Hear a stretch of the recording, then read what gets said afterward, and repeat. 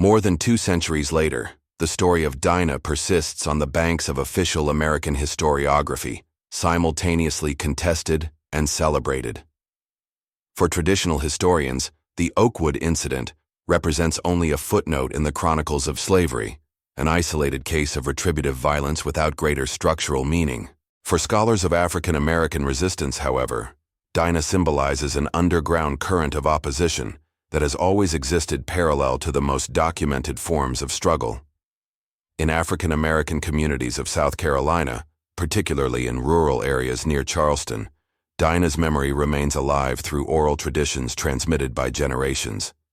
Grandparents still warn curious children, "Do not stir the stove without permission, or Dinah's spirit will mess with your food." In family meetings, elders occasionally raise a silent toast to the cook, without the need for additional explanations. Material objects associated with Dinah acquired almost mythical status. In a small community museum in North Charleston, a silver spoon that allegedly belonged to Blackwood's kitchen is displayed as a sacred relic. In a historic Baptist church around the city, a 18th-century handlership book contains marginals that some believe to be coded instructions inspired by Dinah's method. In the academic world, the figure of Dinah underwent multiple reinterpretations. Conservative historians of the Jim Crow era described it as a pathological criminal, the product of wild trends not domesticated by civilization. In the 1960s and 1970s, Black Power scholars recovered their history as an example of revolutionary resistance, sometimes romanticizing their actions as part of a broader political plan. Newer feminist scholars have explored how Dinah has transformed the very instruments of his domestic oppression, the kitchen, culinary knowledge, into liberation tools. The debates about Dinah's historicity persist heated. Official documents confirm the fire on Oakwood Farm and the deaths by poisoning, but differ from the identity of the person responsible. Property records prove the existence of a slave called Dinah belonging to the Blackwood, but its description varies according to the source. What remains undeniable is the impact of the event. Legislation on slave-prepared food control have been implemented in several southern states in the following years, highlighting triggered institutional panic. Ironically, the same system that tried to erase Dinah from the official history eventually preserved his memory through the fear he inspired. Diaries of slave masters of the early 19th century often mention precautions against another case Oakwood. Medical manuals of the time included entire sections on how to identify food poisoned by house slaves. Dinah's method had deeply penetrated in the psyche of slave society. In the communities of slave descendants, folkloric songs preserved elements of history that official documents omitted. A particularly moving ballad, "Sweet Poison for the Master's Table," first recorded in the 1930s by researchers at Federal Writers Project, tells events from the perspective of a young kitchen helper who watches Dinah prepare the fatal pudding. She moves once for the child sold, moves two for her lost son, 3 times messes with all of us, sweet, so sweet goes the Lord's pudding. Discreet pilgrimages to the place where the Oakwood farm was supposed to be tradition for some African American families. On specific dates, particularly in the winter solstice near Christmas, small objects, herbs tied with red ribbons, miniature spoons, native seeds, are left on the basis of a centenary oak that, according to tradition, witnessed the final meeting of fugitives. The contrast between popular memory and the official historical record exemplifies the parallel narratives that coexist in American history. While textbooks rarely mention Dinah, their presence permeates diverse cultural expressions. An award-winning 1990s play, The Christmas Pudding, reimagined Dinah's latest thoughts while preparing his final act. A 2005 novel, Dinah's Spoon, explores an alternative story where she escapes to Canada and establishes a clandestine network to teach other enslaved women to use culinary knowledge as resistance. Perhaps Dinah's most significant legacy resides in the concept he introduced: the idea that resistance does not require physical strength or access to conventional weapons. In a system that denied all the traditional paths of power, Dinah demonstrated what a specific knowledge, strategic patience, and creative use of the circumstances themselves could create unexpected vulnerabilities in the seemingly impenetrable structures of oppression. In the words of contemporary poet Maya Phillips, whose poem Cooking Lessons evokes the story of Dinah. They thought they taught us to serve, barely knew that we learned to survive every catalogued herb, every memorized root, each spoonful, a potential revolution. For those who know their history, a simple wooden spoon is never just a household utensil. It is a reminder that freedom often begins in the imagination of the oppressed, in silent refusal to accept that captivity tools cannot be reinforced as liberation instruments. If you watch so far, it is because you care about these stories that marked our country forever. Leave a comment saying, "I watched here," so that I can meet you and know who really cares about the search for historical truth. Like this video if Dinah's story touched your heart. Share so that Dinah's memory is never forgotten. Have you ever wondered what a person is able to do when all alternatives run out? What happens when the last drop of hope fades and only the emptiness of indignation remains? The story I bring today is not in official books, but remains alive in the whispered memories of generation to generation in Charleston. A woman named Dinah, a slave with knowledge that few imagined, has forever changed the meaning of Christmas suppers in one of South Carolina's most prosperous farms. What I will reveal in the next few words have never been told this way before, with details that were erased from official stories. This narrative contains elements that traditional historians preferred to hide, but which form an essential chapter of Black American resistance. If you seek to know the uncomfortable truths that shaped our world, don't stop watching. Dinah's story is not just about revenge, it is about the unqualified strength of the human spirit in the face of the absolute cruelty. The ruins of Oakwood Farm remain today as silent witnesses on the banks of the Cooper River, east of Charleston, which, for many tourists, is but abandoned structures of colonial bricks among centenary oaks, covered with Spanish moss. For others, it represents the stage of one of the most extraordinary demonstrations of slave resistance of the 18th century. The smell of wetland mixed with the characteristic odor of the swamp still hangs in the air, as if the walls themselves kept the secrets of the atrocities committed there. In December 1794, 3 bodies were found in the main house's dining room, the crystal cup still in the hands, the faces contoured in expressions of agony, amid the remains of a sumptuous Christmas dinner. In the center of the table, a partially consumed plum pudding contained the secret of his deaths. The South Carolina Slave Society understood that night that the walls of plantations were not invulnerable, and that knowledge in the hands of the oppressed could become the deadliest of weapons. If you want to follow more cases like this, which move with all society and reveal hidden truths, subscribe to the channel so as not to lose any investigation. Oakwood Farm stretched for more than 2,000 in fertile land on the banks of the Cooper River, with endless cotton and rice fields that shone as gold under the scorching sun of South Carolina. The Big House, an imposing 3-story Georgian structure with white columns and large balconies, rose over a small hill from which owners could contemplate their domains. Less than 400 meters, hidden by a small wood so as not to tarnish the manorial view, 47 wooden cabins housed more than 200 slaves in deplorable conditions. The complex also included a house of ingenuity, barns, stables, and the dreaded house of punishments, a small stone structure from which shouts never ceased completely. The hierarchy in Oakwood was rigid as iron. At the top, the Blackwood family, owner for 3 generations, Edmund Blackwood, the widowed patriarch of 62, his son James 39, and England's newly arrived nephew, William Blackwood, 26. Below them, the Irish foreman, Connor O'Malley, whose whip was known to start not only skin but also souls. The subordinate Forever, many of them former convices brought from Georgia, completed the control structure. At the base of the pyramid, the mass of slaves, divided between those of the countryside and the domestic, the latter considered privileged by escaping from the merciless sun, but subjected to the most intimate whims and moods of the masters. The day at Oakwood started long before L. At 4 in the morning, the bell echoed by the property, pulling men, women, and children from their straw mattresses. After a miserable meal of corn porridge, the slaves rode to the fields. In summer, when the thermometer marked over 100 degrees Fahrenheit, the work extended for 16 uninterrupted hours. Men faded under the weight of cotton bags. Women gave birth among the rows of plantation, forced to return to work with the still fresh umbilical cord. Children over 6 were carrying buckets of water under the sunset to keep adults productive.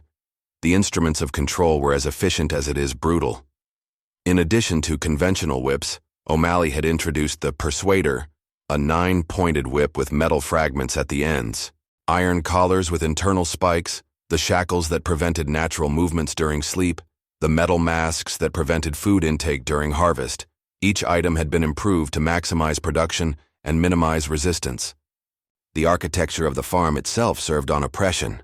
The senzalas arranged in a circle allowed a single-armed man to watch all entries simultaneously.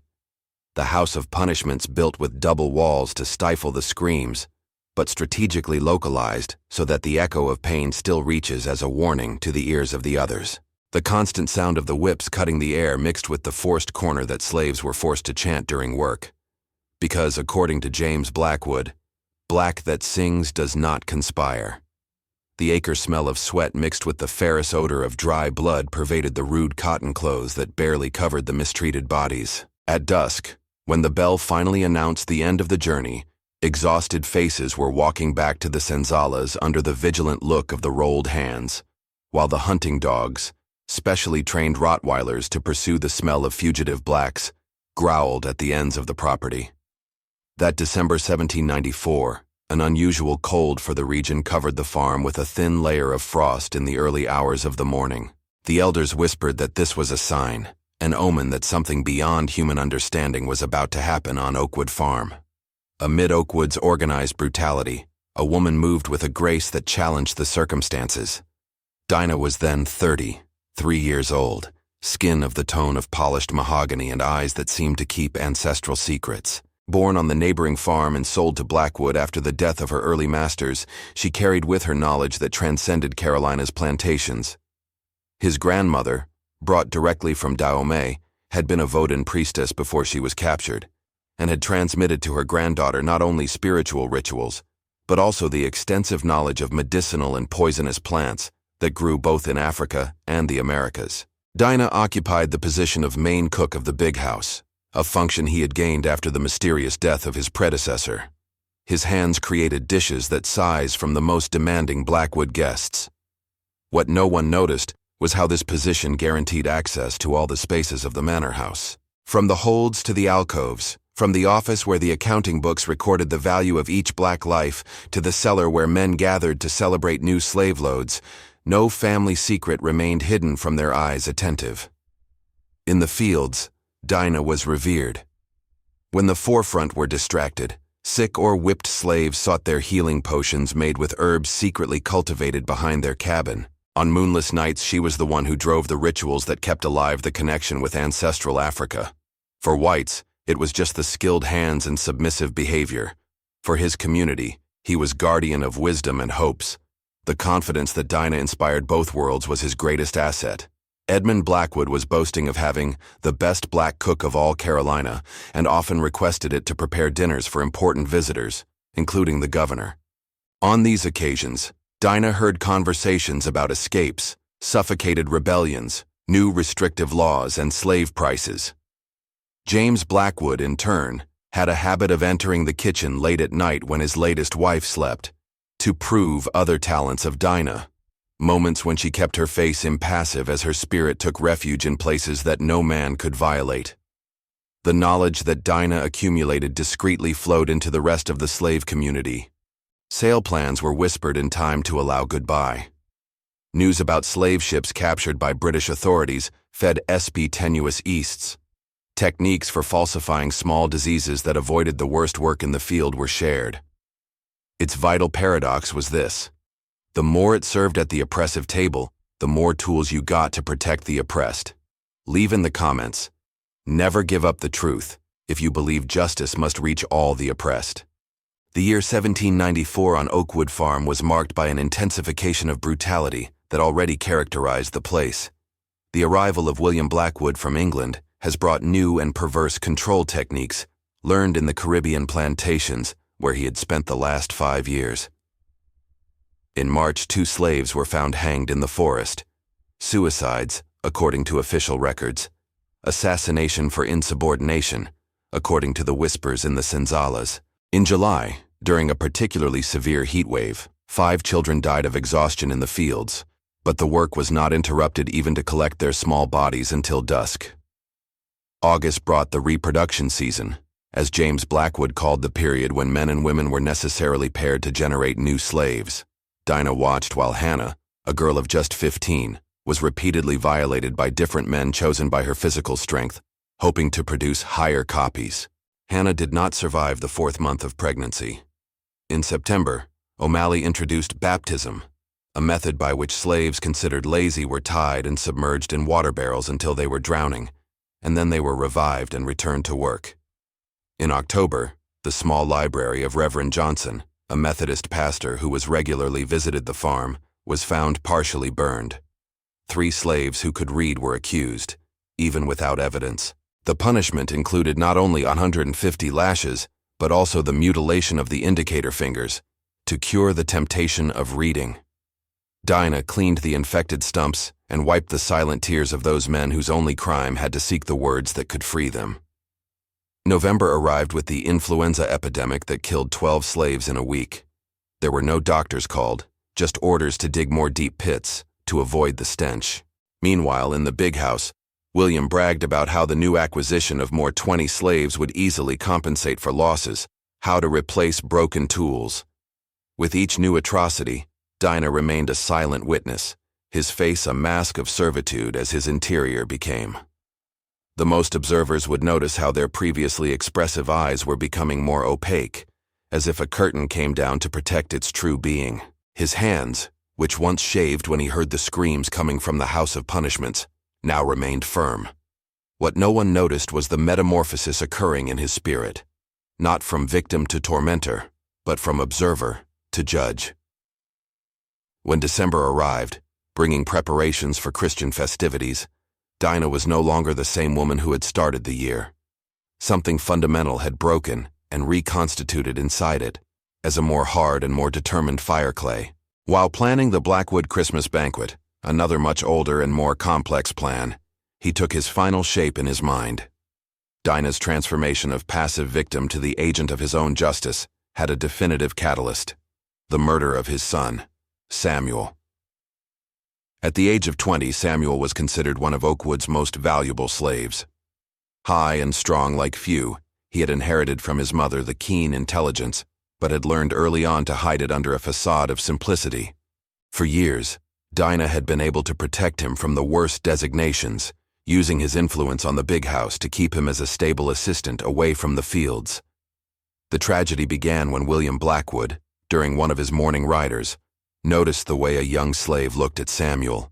In a wicked impulse, William dismantled from the horse, grabbed the girl, and began to tear her clothes, announcing that she would test the goods right there. Samuel, unable to contain himself, intervened. What followed was fast and fatal. William drew his pistol and shot Samuel's chest, killing him instantly. Dinah was in the kitchen when he heard the shot.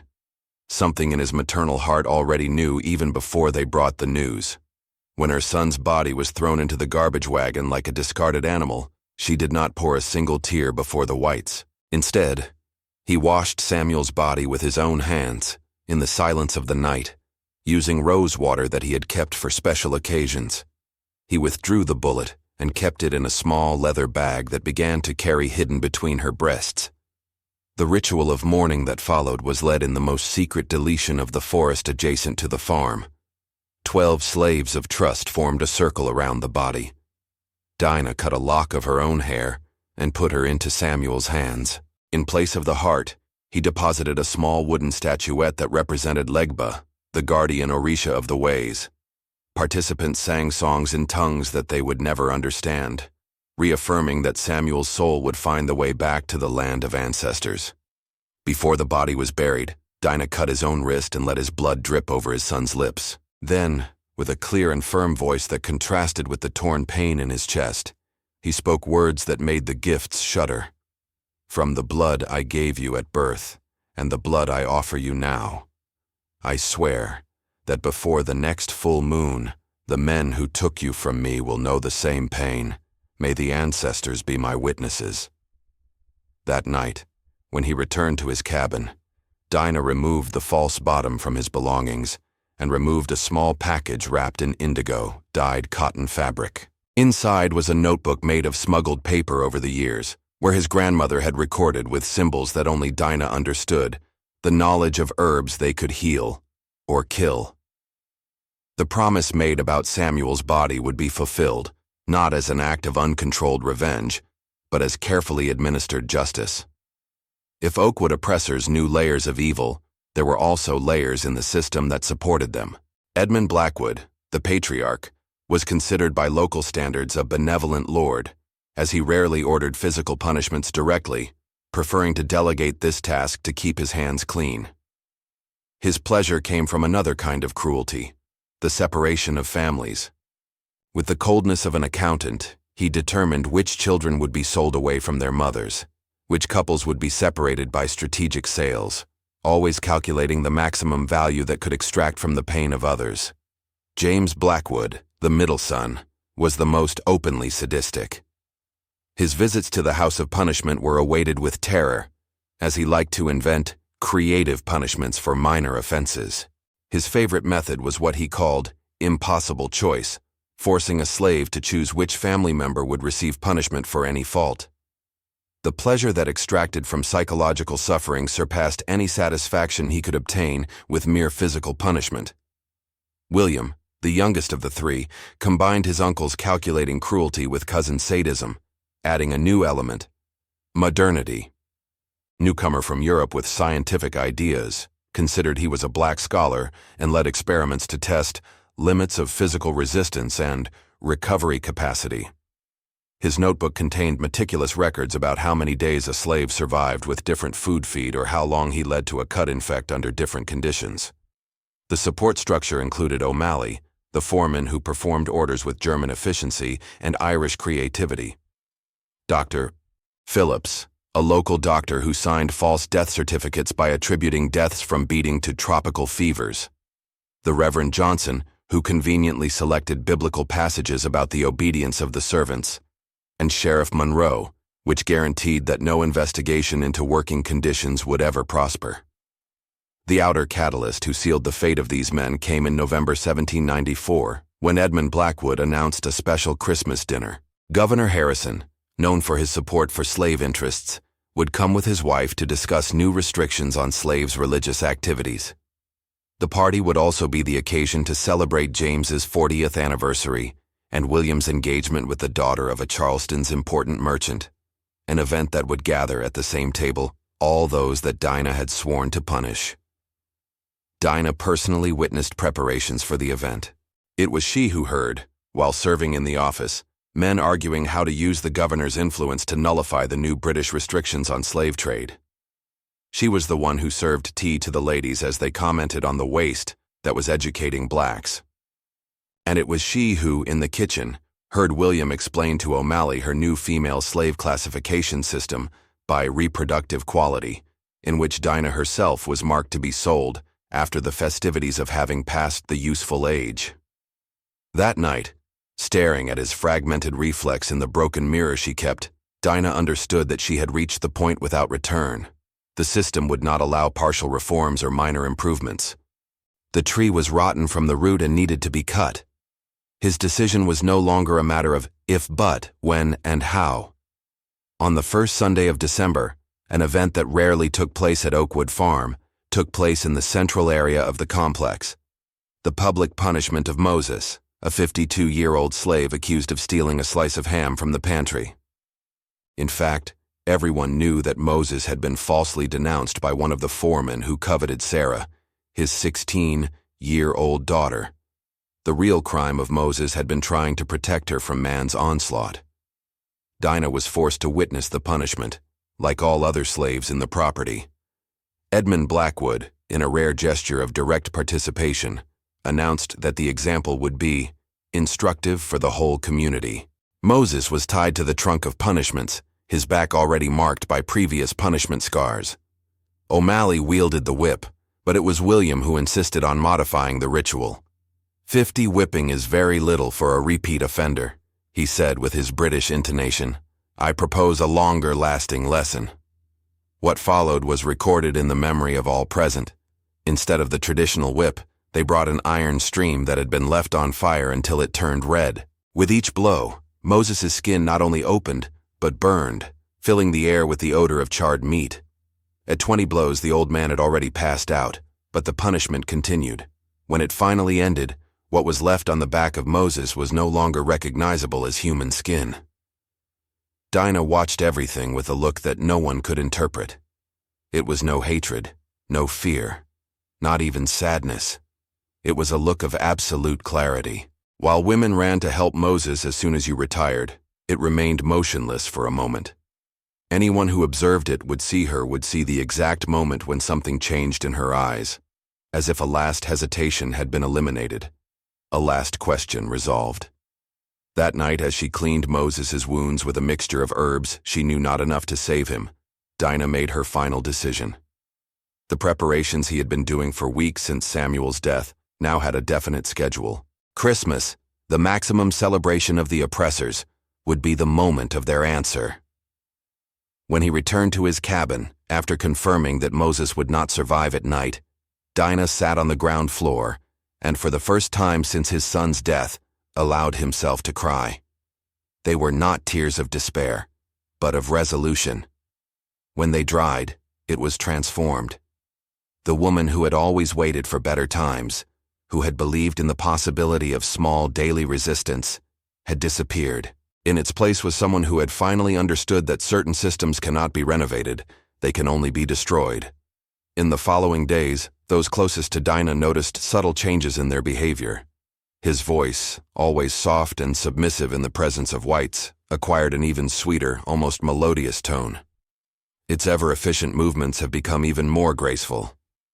She smiled more often to you, especially for William, who interpreted the change as final submission after her son's death. In fact, it was the smile of a predator who finally spotted his unprepared prey. The plan that Dinah conceived was not the work of a moment of fury, but of weeks of meticulous preparation. His position as a main cook gave him privileged access to ingredients, utensils, and, most importantly, the absolute confidence of his targets. In the 3 weeks before Christmas, she discreetly gathered the elements needed for her operation. Her first ally was Martha, a 58-year-old slave who served as a washerwoman of the big house. Martha had personal reasons to participate. Her 10-year granddaughter had been sold the month before on a whim of James Blackwood, who needed money to bet on rooster fights. Through Martha, Dinah got accurate information about who would sleep in every room of the mansion on the night of the banquet, and ensured that certain rooms would be prepared properly. The second accomplice was Jeremiah, a trusted slave who served as a private coachman of Edmund Blackwood. His wife had been one of William's victims of experiments and had not survived. Jeremiah agreed to ensure that the horses were unavailable on the planned night, and that the carriages of the least important guests, those who would not participate in intimate dinner, depart before dusk, leaving only the selected targets. The third key element was Isaiah, a 17-year-old who, by his fragile appearance and seemingly simple behavior, had been assigned to work in the garden. What no one knew was that Isaiah had a photographic memory and knew every corner of the property as the palm of his hand. It would be responsible for mapping the escape routes and surveillance points. At night, meetings disguised as prayer sessions, the only collective activity that you tolerate since supervised, Dinah distributed functions and synchronized actions. Each participant knew only their specific part of the plan, a precaution she had learned from the stories of failed rebellions due to betrayals. The chosen date was not accidental. December 25th, besides gathering all targets, was symbolically perfect. The celebration of the birth of Christ the oppressors professed to follow would be the stage for the birth of a new method of resistance. The necessary resources were gathered with ingenuity. The main poison would come from a combination of plants that Dinah secretly cultivated within the boundaries of the forest: datura seeds, a science root, and a particular species of mushroom that grew in rotting trunks. These individually fatal substances in large doses would be combined in carefully calculated quantities to produce specific effects in the desired time. The property map was reproduced by Isaiah on a piece of fabric using coal and natural paints, marking surveillance points, patrols of the forefront, and alternative paths. Martha memorized the precise times of the night rounds. Jeremiah prepared a mixture of herbs that, added to the water from the horses, would produce temporary colic symptoms, preventing their use. As the plan took shape, a silent countdown began to echo in the conspirators' minds. 15 days, then 10, then 5. Each morning it approached the moment that, in their silent prayers, already called liberation. The method had even received a name, whispered only among the closest participants: the last gift. On Christmas Eve 1794, Oakwood Farm became a contrast study. In the big house, created frantically moved to the banquet's final preparations. Pinheiro garlands adorned the white columns of the front porch. Beeswax candles imported from France had been strategically arranged to create smooth and welcoming lighting. In the main hall, a huge Christmas tree, a custom that William had insisted on bringing from Europe, was adorned with silk ribbons and small silver ornaments. The atmosphere was of contained excitement. Created from navy liber with golden buttons, all slaves chosen by their appearance and trained to move almost invisible, polishing the silver. The French chef hired especially for the occasion supervised the final preparations in the kitchen, where Dinah had been temporarily promoted, his main assistant, a position that guaranteed access to all dishes without lifting suspicions. Outside, an entire pig was slowly spinning on a fire, supervised by 2 slaves who took turns the exhaustive task of maintaining constant rotation. The aroma of roasted meat mingled with the perfume of the pine trees and the spices of desserts in preparation, creating a fragrance that, in other circumstances, would be irresistibly festive.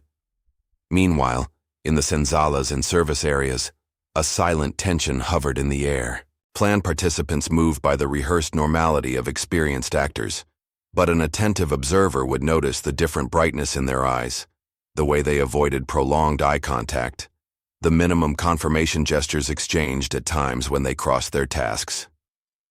Around 4 in the afternoon, the first carriages began to arrive. Charleston's prominent families landed in their most elegant costumes. Women showed imported dresses of Paris and London. Men sported fine wool jackets and pocket watches with gold chains. Jeremiah, as planned, drove the least important guests to the main hall, where a cocktail would be served before dinner reserved only for the intimate. In the kitchen, Dinah moved with millimeter accuracy. Each added herb, each mixed seasoning had a double purpose.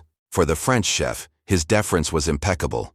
For Martha, who was occasionally entered to seek clean towels, her eyes communicated silent messages. Everything continued as planned. While the musicians hired for the occasion played Christmas arias in the hall, Isaiah circulated among the guests offering wine cups. His face expressed the expected submission, but his eyes recorded every detail. Who drank too much? Who remained sober? What conversations occurred in the farthest corners? Information that would be vital in the following hours.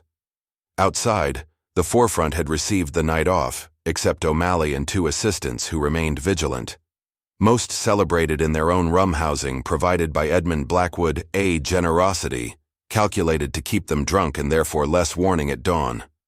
Patrols were reduced to the very least, just as Dinah had anticipated. At 7 at night, the bell announced the main dinner. According to Blackwood plans, only the most illustrious guests remained: Governor Harrison and his wife, Judge Thornton, Reverend Johnson, Dr. Phillips and his wife, Banker Whitmore, and 3 other elite couples. A total of 18 people, including the 3 Blackwood, sat at the massive oak table decorated with silver chandeliers and holly arrangements. The mood in the large dining room was opulent celebration. Conversations about politics, businesses, and the latest social scandals, mixed with artificial laughs and frequent gifts. No one noticed, as Dinah, as he served every glass of wine, whispered inaudible words, nor how his fingers briefly touched the base of each cup intended for a specific target.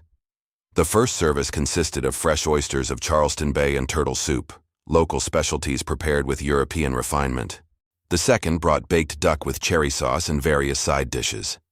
With each new dish, Edmund Blackwood made a point of highlighting how his black cook had contributed special touches that made everything tastier. William added comments on how fascinating how even the savages could learn refined skills under the appropriate tutelage. While the guests were delighted with the main dishes, in the senzalas, there was another kind of preparation. Small muggles were arranged discreetly. Children were instructed to remain in absolute silence. The elders gathered in tiny groups for last prayers. 3 men designated by Dinah were strategically positioned themselves to observe the big house, waiting for the combined signal. 3 candles placed in sequence in the 3rd floor rail. The moment of execution of the plan came with the solemnity of an old ritual.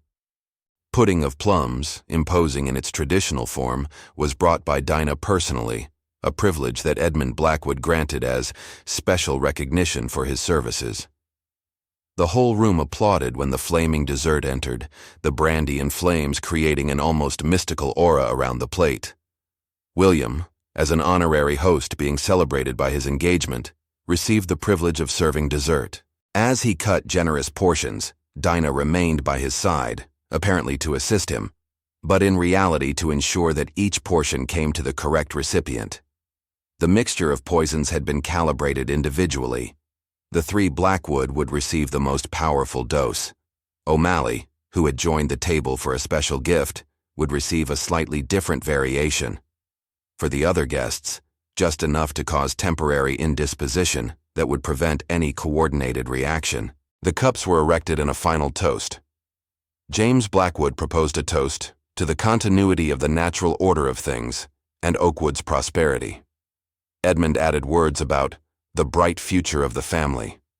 William, already demonstrating the first imperceptible signs of poisoning, mentioned his plans to expand scientific property management methods. Governor Harrison concluded with a toast to the system that made South Carolina an example for the whole nation. Dinah watched from the dining room entrance, his face a perfect mask of satisfied servitude. Only his eyes, if someone watched them closely, revealed an intensity that transcended the moment.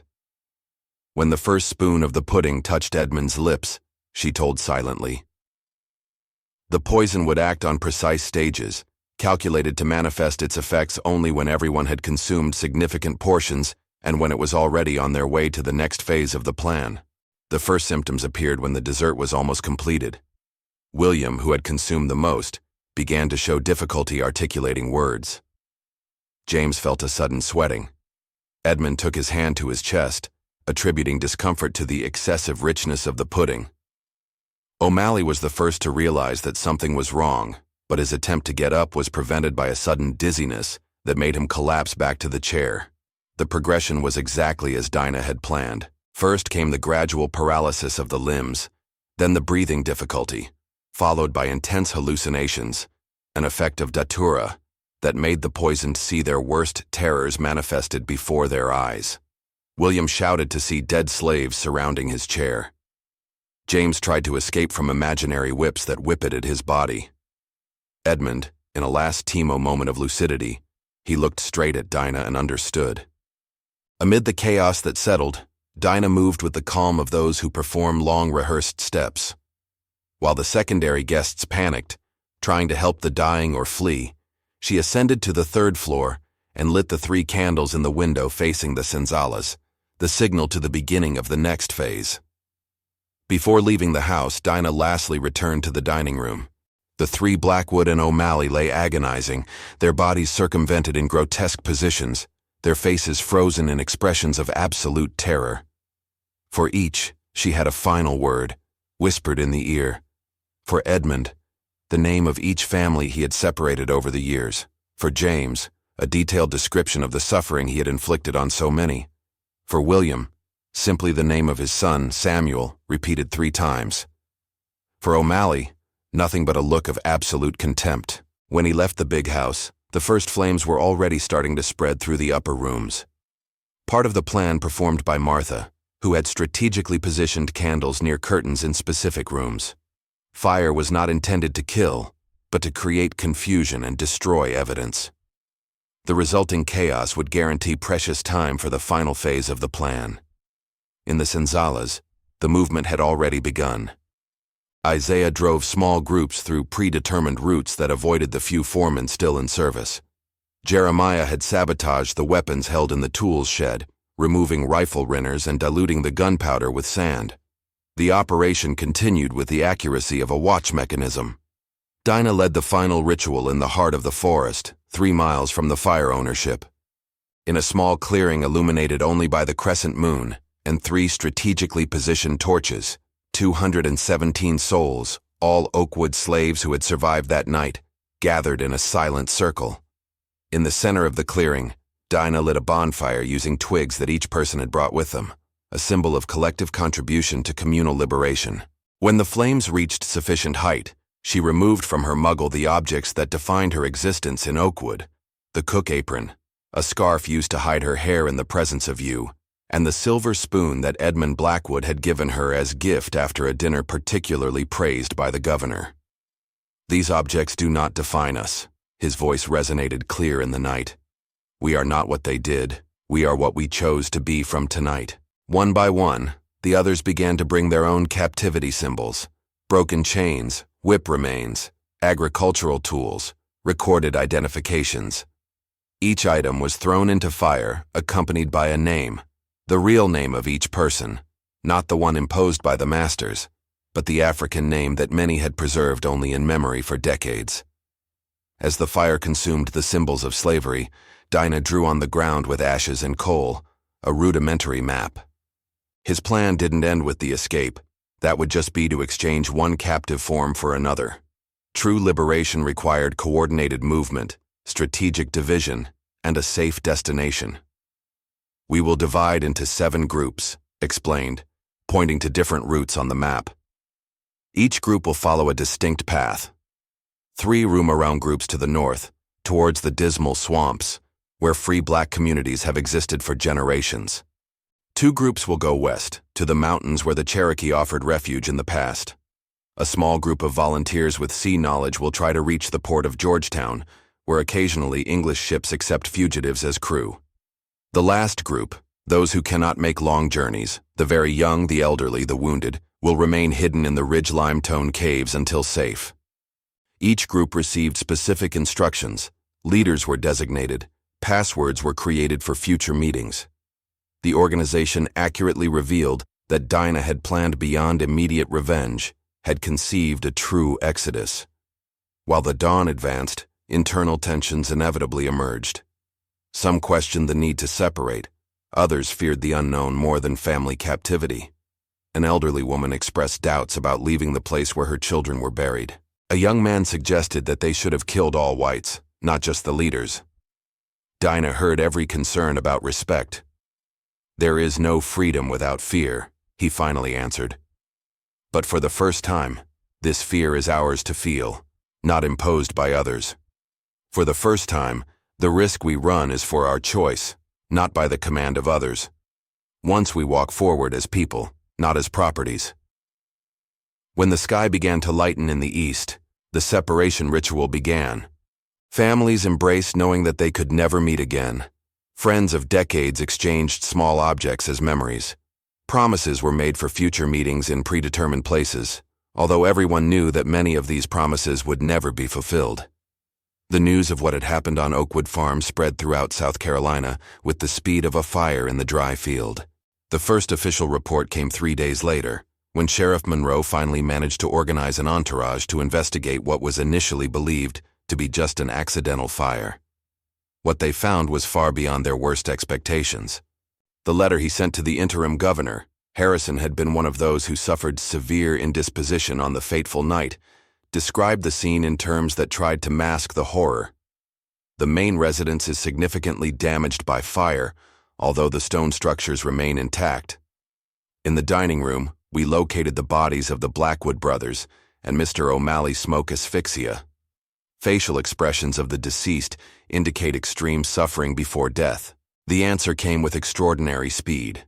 In less than a week, state militar detainees from the state militia were mobilized, reinforced by volunteers from neighboring plantations, alarmed by the possibility that the Oakwood method, as it was already being called, could be repeated on its properties. Professional slave hunters with their trained dogs were hired at exorbitant prices. Substantial rewards were offered by information about the whereabouts of fugitives, especially a black cook named Dinah, about 35 years old, the main suspicion of conspiracy. While the authorities mobilized resources, unofficial reports began to circulate among the slave population. Stories whispered in the senzalas spoke of how a woman had defeated 3 gentlemen using only her cooking skills. The details varied.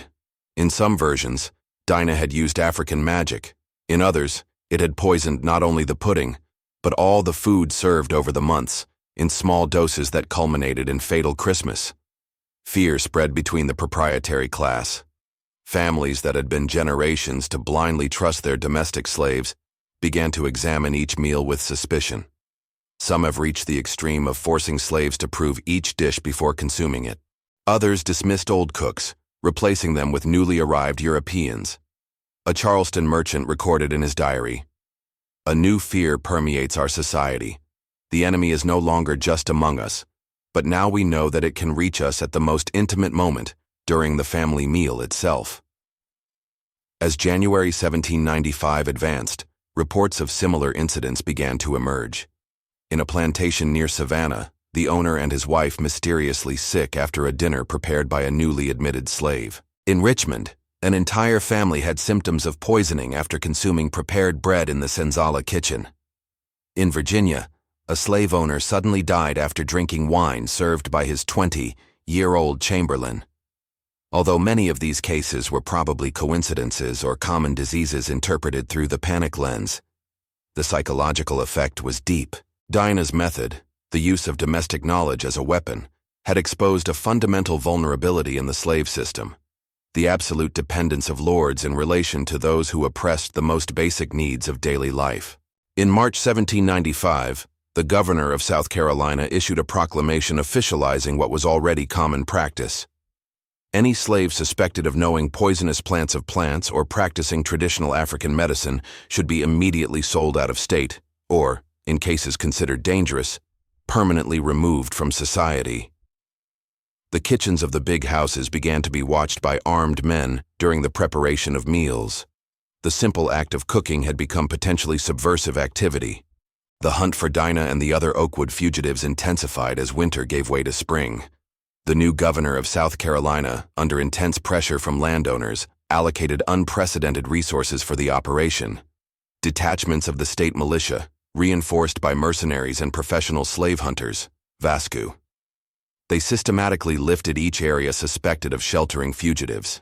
The first significant capture occurred in April 1795, when a group of 12 fugitives was surprised near Charleston, trying to get a passage in merchant ships. Among them was Jeremiah, the former Blackwood coachman. Submitted to brutal interrogation that included red, baked-iron torture, it eventually broke, revealing part of the original plan. Although true to Dinah's design, only know his own escape route, not the fate of other groups. Using this limited information, the authorities were able to gradually capture more fugitives. A second group was found in the swamps northeast of Charleston, a third trying to reach Cherokee territories. Each capture was celebrated in Charleston with public demonstrations. The prisoners were displayed in crash in the central square before undergoing exemplary executions designed to discourage future insurrections. The siege gradually closed. In June, Isaiah was captured after being betrayed by a reward hunter who had infiltrated a community of free blacks where he sought refuge. Martha was found working as a washerwoman under false identity in a small coastal village. Both faced their captors with extraordinary dignity, refusing to provide information even under the most severe torture. In July, information obtained through a whistleblower led the militia to a remote region of the Discan swamps, where Oakwood's largest remnant group had established a temporary settlement. The attack occurred at dawn. Although the fugitives resisted with makeshift tools such as weapons, the numerical and war superiority of the persecutors secured a quick and bloody victory. Among the captured was Dinah. Its capture was announced with fanfares throughout South Carolina. Newspapers published special editions describing the assassin vixen that had bold to challenge the natural order. Slave owners breathed relieved, convinced that the public execution of the poison mentor would restore stability to the shaken system. Dinah was transported to Charleston under heavy escort.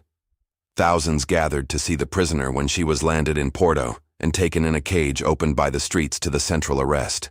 Witnesses reported his extraordinary behavior during this ritual of humiliation. Instead of showing fear or shame, Dinah walked erect, his gaze directly finding those of viewers, causing visible discomfort in those who expected to see a broken criminal. The judgment that followed was a brief formality. Without the right to legal representation, without the possibility of witnessing in his own defense, the law prohibited slaves' testimonials against white people. Dinah was quickly considered guilty of multiple murders, incitement to rebellion, and destruction of valuable property. The sentence, death by hanging, to be executed immediately.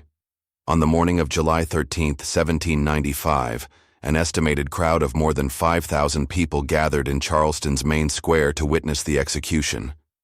A special platform had been built to accommodate dignitaries and relatives of the victims.